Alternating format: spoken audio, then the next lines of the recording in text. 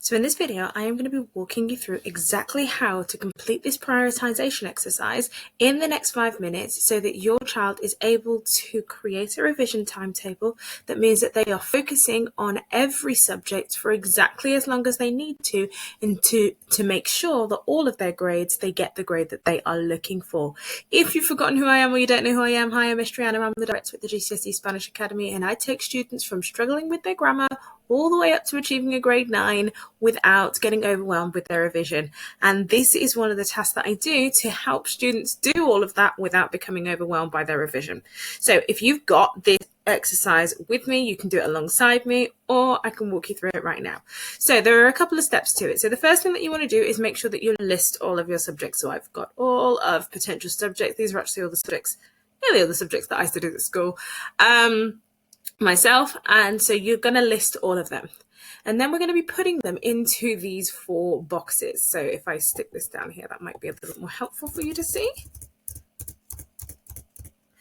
Okay, so we're going to be putting them either in urgent or not urgent, high priority or low priority. I'm going to explain to you what each of those actually mean. So if your subject is high priority, it means that you need it for your next academic steps. So it's important for sixth form, college, apprenticeships, T-levels, anything that you are doing, you need that subject at that particular grade for your next steps. Okay, if it is not necessary for your next steps, then you're going to stick it in the low priority column. Okay, now urgent or not urgent. Urgent is where you need to make more than 1 grade's progress. You need to maintain a level of progress that's more than 1 grade's progress every single half term in order to reach your target. That's urgent. If that's not necessary, then it's not urgent.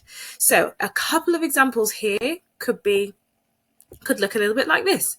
Okay, so everything that is in the urgent and high priority column box, then you need to make sure that you are studying those subjects every single day. Everything that is in the high priority, but let's do in the urgent, which means you've got to make loads of progress, but low priority, not necessary, you're going to try and study that every other day. Why? Because we need to keep the progress. We need to make more progress. It's progress that's driving our need to study. Okay, here, however, it's priority that's driving our need to study. And so you want to guarantee that grade. So you want to put a bit of extra into it 2 to 3 times a week. And then only things that are not urgent and low priority, you want to make sure that you're studying for once a week. The timing isn't the biggest thing. I say study sessions should last anywhere between 15 minutes to an hour. Anything longer is, for some students, can work, but for most students doesn't necessarily work. And anything shorter doesn't really make that much of a difference unless you're wanting like a quick revision recall session.